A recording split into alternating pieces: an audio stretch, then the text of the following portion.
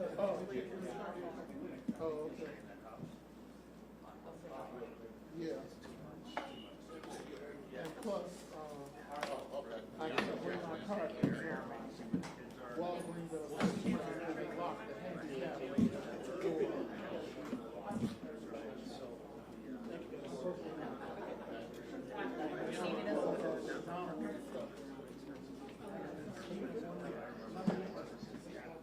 Gotcha. Head out. No one uses it.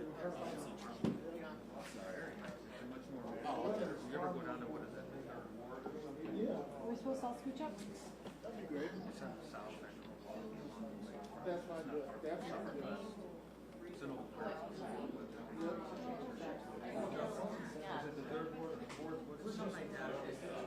I had a period when I was in like where just like muscle but not like yeah. I wanted to see what the hell was it. So I would get up at like 5 in the morning and just go back to bed or if I could do whatever I wanted to that day. Then I got in the habit of watching Friday and morning videos. And then every morning I would just go downstairs and like breakfast. I have a 40-year-old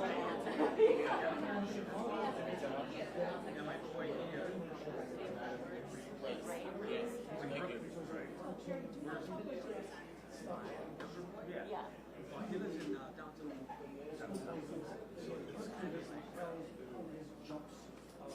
Hi everyone. We're gonna get started soon, but we only have time for one question today. No follow-up, sorry. So we all just only have one. just one. I figured it's all the same question, right?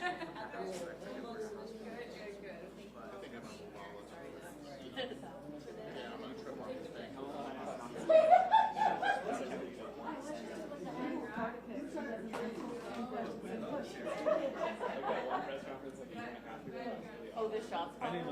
Oh, that was a sweaty press conference. No.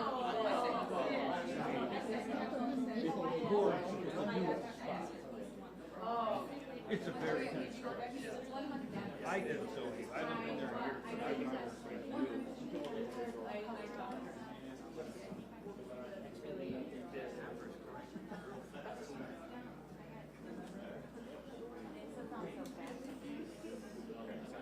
It's customizable. It's a bespoke curfew. Right? I just do feel like this whole curfew thing feels very like Kansas man, you know? No, like in the whole like. Oh, we've got trouble with this official. That's late for those of us. What? You haven't? Oh, you haven't? Oh, like recently? I mean, it's just the whole thing of, they've like, you got trouble sorting it out in school and He said that's why I was up until midnight when I asked him. That's funny. It's like not that. I mean, it's kind of funny. Dude, Jake said he's moved. yeah. Jake, I believe it was freaking. Yeah, no, it was 7 left emphasis. I thought that was weird. Dude, I was like, just here. I want one time. I'm gonna use it. I'm just gonna add. Greatest. Yeah. Dude, I know he told me. He was like, I don't want to pass stuff. I was like, oh. Yeah, it's right. Not clear enough. I mean, yesterday I was in North Dallas Beach and I left like at 8:45 and we just gone full of things. And I was like, what is going on here? Because it's 9 o'clock. All these kids have to leave. So, hanging out with it for a while. Are you serious?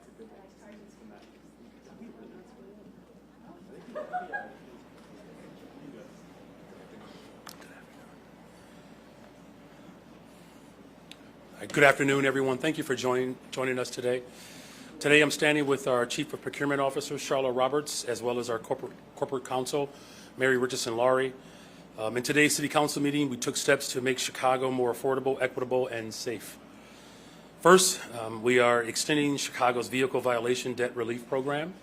This program was set to expire on June 30th, but now drivers have another month to resolve eligible violations at reduced costs by paying only the base fine, with penalties and fees being fully waived, as long as a full payment is made by the end of the month. As of today, the program has saved motorists $9.5 million already. Next, we permanently established the veteran-owned small business participation goal to ensure that veteran-owned businesses are well represented in our city, and particularly as it relates to city contracts. The veterans served our city and nation fighting for our freedom and our way of life. We owe it to veterans to thank them for their service by ensuring that they can thrive when they return home to Chicago, and today's measure did just that. Next, City Council strengthened CDOT's Smart Streets pilot program, a step to enhance the efficiency of Chicago's bus network by protecting bus lanes. City Council also approved landmark status for the St. Aldebert Catholic Church complex in Pilsen. After years of the community asking for this landmark status, Chicago is reaffirming the importance of this historic church and upholding our commitment to preserving our communities. And finally, in today's City Council meeting, we adopted a couple of resolutions, in fact, to honor Juneteenth and Pride Month. Each of these resolutions speak to Chicago's inclusive, progressive, and loving spirit. On Juneteenth, we celebrate the liberation of Black communities and renew our commitment to building a more just and equitable city. During Pride Month, we honor Chicago's vibrant LGBTQ+ community and pledge to protect our city's status as a beacon of safety and belonging. At a time in which our values are being tested, we reaffirm Chicago's values and recommit to the ongoing fight for dignity, equity, and humanity. And last but not least, today we acknowledge Chicago's very own Craig Dellamore on this special occasion for his retirement. And I want to say once more, thank you, Craig, for your work and commitment to covering news. Thank you for your years of reporting and speaking truth to power. Thank you for sharing the stories of Chicago and Illinois residents and capturing our full spirit. We wish you all the best, Craig. We really do. And I will say finally, lastly, in today's meeting, the City Council passed the so-called SNAP curfew for young people. I will veto this ordinance because it is counterproductive to the progress that we have made in reducing crime and violence in our city. It would create tensions between residents and law enforcement at a time when we have worked so hard to rebuild that trust. We have made significant progress in our compliance with the consent decree, and now is not the time to introduce new measures that could undermine those hard-fought gains. So I'm also, very clear that, it's unfortunate that the number of crime bills in particular that have overwhelmingly led to the criminalization and the incarceration of poor people, and particularly people of color. It's important now more than ever that we do not repeat the sins and the failures of the past. One of the books that I would recommend everyone read is called Locking Up Our Own, James Fordman. It's an excellent depiction of how the insert of over-policing ultimately leads to criminalization and doesn't drive us to safer communities. I stand against this proposal because we need data-driven, effective strategies to guide our community. In order for us to have safety policies, we have to make sure that we are not providing politicized, knee-jerk reactions that do nothing to solve the fundamental problems of our city. There are more than a dozen comprehensive studies showing that youth curfews have little to no effect on reducing crime. In fact, our goal is to reduce crime, and then we must look towards tactics that have actually worked. We must lean into the strategies that have proven to be effective, the strategies that have led to one of the safest Memorial Day weekends in a weekend in 16 years, as well as the safest April that we've had in more than 60 years. Rather than dictate police resources and time to enact the monitor curfews, let us continue to refine our strategic deployments of officers to the areas of highest need. In fact, let us continue to direct resources to investigating crime so that we can bring closure to victims and families. That's how we got the highest homicide clearance rate in a decade last year. It wasn't through criminalizing young people. It was by solving crimes. We must continue to show up for our young people by making the critical investments, creating safe spaces for our young people to enjoy, but also having programming that helps our young people find new skills and connect with mentors and peers and build their future. You know, this proposal could certainly expose the city to even more costly lawsuits and settlements, and that would not make our city safer. I look forward to collaborating with the Chicago Police Department and City Council to find more sustainable solutions that keep our community safe and center to the dignity of our young people. And so with that, thank you all again for being here, and I'll take a question. Is this on? Yep. I'll go to Tonya first. Hi, Mayor. How are Hi, you? I'm wonderful, thank you. Good. I had a question. I know you say you're going to veto this ordinance, but I wondered, prior to this, how would this impact protesters right now? Thinking about, we just saw a lot of demonstrations last week in response to the ICE protests. How do you imagine this working, you know? Well, look, this was the challenge of this proposal, is that there are unintended consequences that oftentimes it's difficult for people to see around the corner.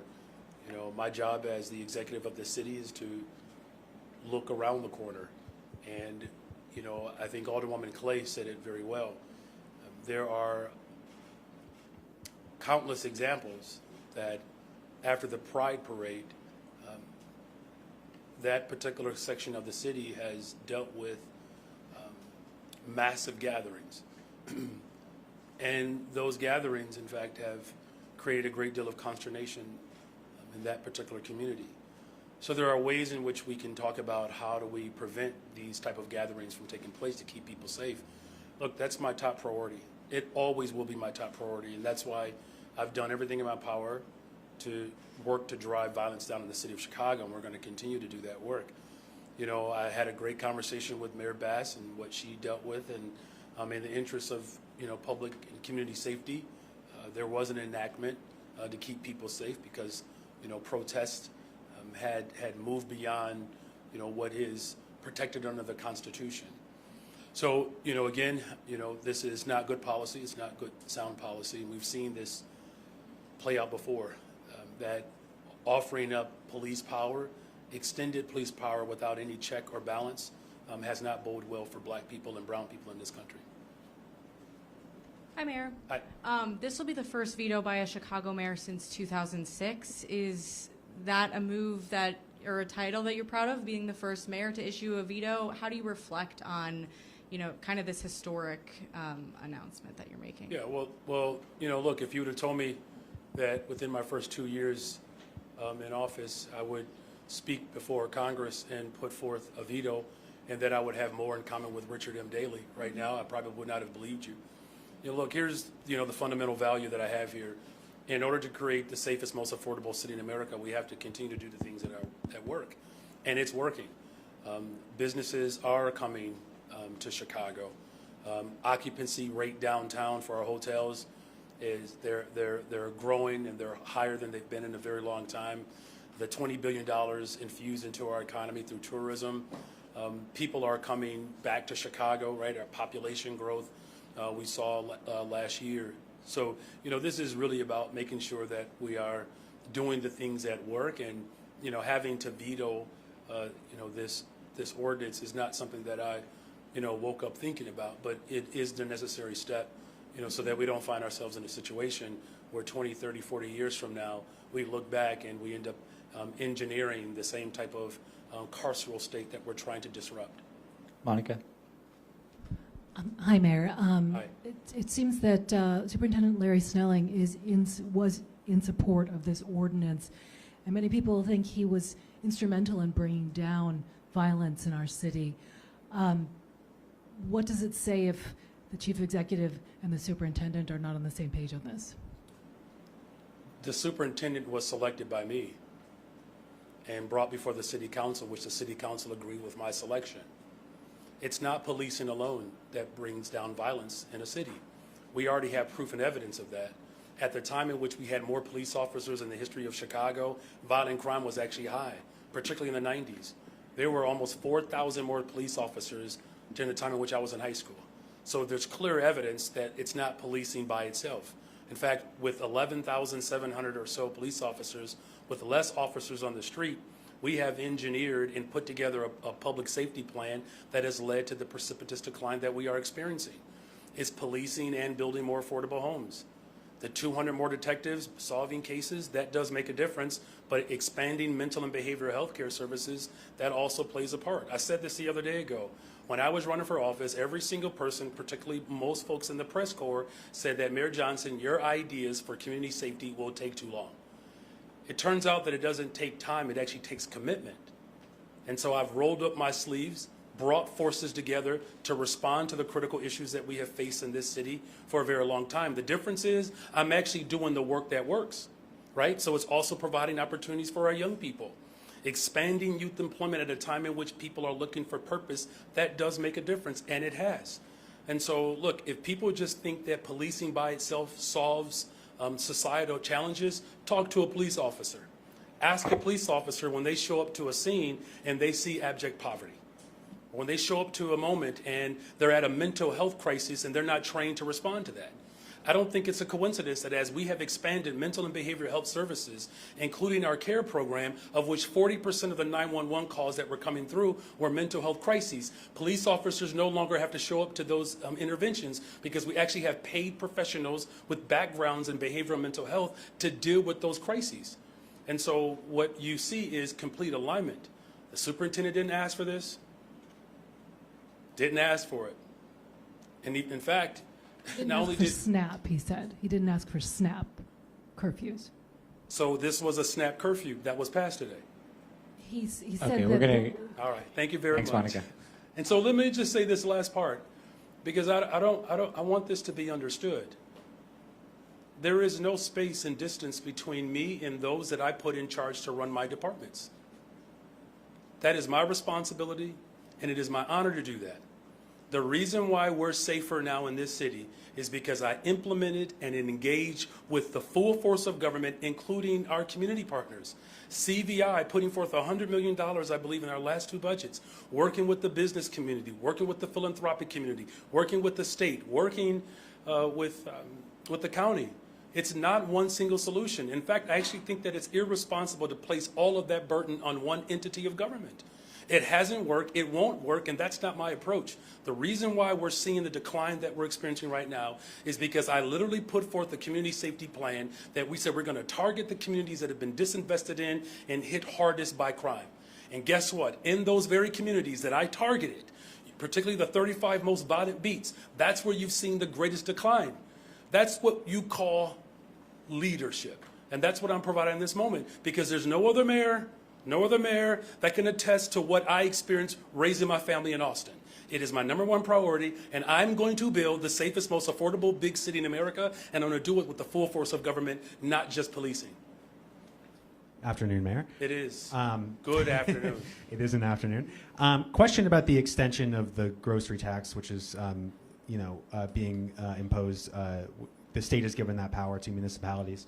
Alderman Hall, talking about continuing this tax, accused state lawmakers of playing headline budgeting, basically passing the political buck to towns and municipalities while the states get to take a political win here by saying they're removing a tax. Is that how you see it? How do you see what's happening here with the grocery tax now that you have to make a sell to Chicagoans on paying? Well, it's 250, I think it's 240 municipalities that have already worked to collect the tax. Look, this tax has been around for 30 years. 30 years. We're not going to raise the tax. I don't know what other municipalities are doing in terms of what they plan to, how they plan to rate grocery, but we're not raising the grocery tax. The responsibility that the state has now placed on municipalities to collect our tax on this tax on our own, what their motivations were, I can't speak to it. All I know is that we have a $1.12 billion budget deficit in a time in which you just heard today, every single person who spoke about this curfew, even those individuals who voted for it, who voted against me increasing the number of youth employment, you heard all of those individuals say that it makes sense to invest in people. All of them are on record to do that. And so having the revenue to complement what the city council has affirmed, that my vision for investment is the pathway forward to build the safest, most affordable big city in America, we're going to need to make sure that we have revenue streams to do just that.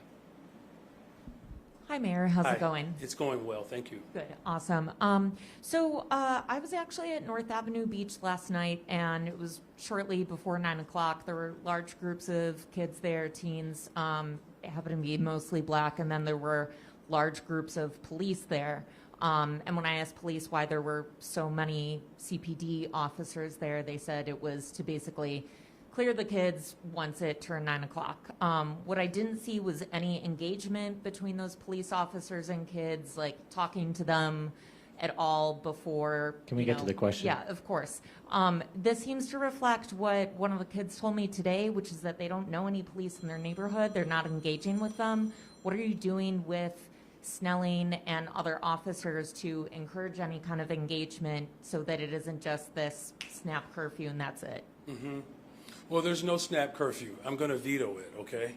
So I just want to make sure that's clear. So that there's a better engagement with kids. I think I do understand your question. So again, it's not just policing alone. There are a number of organizations that law enforcement is working with, including, of course, my administration, to engage young people. And it's not just in these settings. The number of activations that happen all over the city with our police officers showing up for our communities. We just, opening day for the Little League program on the west side of Chicago. I think that took place just a couple of weekends ago. Those are led by officers in the 15th Police District. And that's just one example, right? So, you know, look, there's always going to be more opportunities for us to engage with law enforcement. That's why, you know, being a welcoming city as well as not acquiescing to knee-jerk reactive ordinances like this particular curfew that I'm going to veto, so paramount to maintaining and keeping the trust within communities. There's work to be done here. Don't misunderstand me, but we are moving in the right direction. I believe that's why violent crime continues to go down in the city of Chicago. Good afternoon, Mayor. Also a question on the extension of the grocery tax. Mm-hmm. You know, you introduced this, and I know that it would not be raising it, it would be keeping it in place. Do you believe that this is a regressive tax? And if so, how do you defend not raising it, of course, but just keeping it in place when you've consistently advocated for more progressive revenue? Yeah, I'm still going to advocate for progressive revenue. There are a number of taxations that are regressive, but it doesn't mean that we don't continue to advocate for progressive revenue. In fact, I've been probably the staunchest, most consistent advocate for progressive revenue. We're exploring so many different options, but there are taxes that do exist. This one has been around for 30 years, and you know, we're not going to raise it. The state has given the municipalities a responsibility to collect it. 240 of them are doing it. The city of Chicago will go through the normal process that we do to get something through and pass to ensure that we continue to have revenue to be able to address the critical needs. Let me just say this too. If you look at all the revenue streams that the city of Chicago controls, those are the ones that are performing the best. Those are the ones that are performing the best. So in other words, my administration is actually good at making sure that the revenue that we do have control over goes towards building more affordable homes, because people want that. People want us to address homelessness, right? People don't want us to cut, services, right? And so in order for us to make sure that we continue to see the numbers that we're experiencing, it's a 27% reduction in homicides. People want us to continue to make investments. I don't think people mind actually contributing to the overall investment in the city of Chicago. We just want to make sure that there's a balance to it. But no one's going to argue at this point, at least you shouldn't, that we are clearly building the safest, most affordable big city in America because we're making the necessary investments. Hey, Mayor. Hey. Aldermen approved security upgrades for Wrigley Field today. Some team officials and aldermen hope this is a final box for the MLB to check off to get Chicago an All-Star game. And you got a text from an aide last year that said an All-Star game was, quote, pretty much a done deal. Is an MLB All-Star game coming to Chicago? Well, I certainly hope so. I do. Look, I think at some point Jesus the Christ is going to return and claim my soul for eternity. We'll just have to wait till that great getting up morning, won't we? Thank you. Good evening, Mayor. It is a good evening, just that fast. It went from afternoon to evening. Yeah. Alderman Riley says the way the clerk introed the grocery tax violates the Open Meetings Act because it doesn't match the official title on ELMS. Is that unusual? And more broadly, what is your office's protocol for deciding what language to instruct the clerk to use? The same protocol that we've been using for forever, right? There are two different lanes here. You know, how the clerk narrates, you know, what's happening on the agenda, and how that aligns with how I make introductions. It's been pretty consistent, and we don't see it the way the alderman saw it. Good evening. Good evening. So, quick fact and quick question. So, the reparations and FBA party have asked me to alert you that the city has the wrong flag posted for Juneteenth. The flag the city has posted is the Pan-African flag. The correct Juneteenth flag is on the county side with the red, white, and blue. So, getting to the question, so Alderman Conway gave his plan for how he would use the ordinance if it got through, which we don't think it will, to deter out-of-town youth from participating in these flash mob teen trends, because the discussion seems to assume that the vast majority of the youth involved are from Chicago proper, when we know that there have been some from the suburbs and as far as 2 states away. So how would you defer these out-of-towners, outsiders, whatever you want to call them, with or without a snap curfew? Well, let me just say, first of all, you know, we want everyone to come visit Chicago. In fact, I'm making my official pitch. As we just saw the new promo coming from Choose Chicago, never done, never outdone. I'm making an open appeal to people around the globe. Chicago is the place to be. 20% of the world's fresh water is here, top universities, an incredible diverse economy. Not one industry has more than 14% of our overall GDP. You know, we have multi-billion-dollar investments that are coming to Chicago. Not to mention, in another year, we're going to have the Obama Center officially open. So there's a lot of good news that's happening in Chicago. You know, as far as, you know, again, young people coming downtown or anywhere else in the city, I want to ensure that young people, whether they are residents of this city or not, or just people, to be safe and to feel safe. That is my top priority. And my ultimate goal, of course, is to prevent these type of large gatherings from happening. And there are tools that we do have to work to prevent these gatherings from taking place. What we can't do is allow ourselves to get, sidetracked by, reactionary elements that do nothing or very little to actually address the issue of community safety as a whole. But I'm fully aware that there are a number of people who come from all over the country and all over the world that come to Chicago. So we're going to have a great summer. I'm confident in that. Again, as we continue to see violent crime go down in the city of Chicago and we build more affordable homes and create more opportunities, that's the pathway to have a safe and affordable city. There seems to be some broad opposition to the grocery tax. You know, people unwilling to support something that is regressive, right? It affects everybody no matter how much money you earn. You have until, I believe, October 1st to get this approved. Is it realistic to believe that you can get that done in the next few months, especially with August being traditional? Well, look, if we start to pick apart every single regressive tax, we would have a difficult time piecing together a budget. Look, here's the bottom line. I am calling for progressive revenue.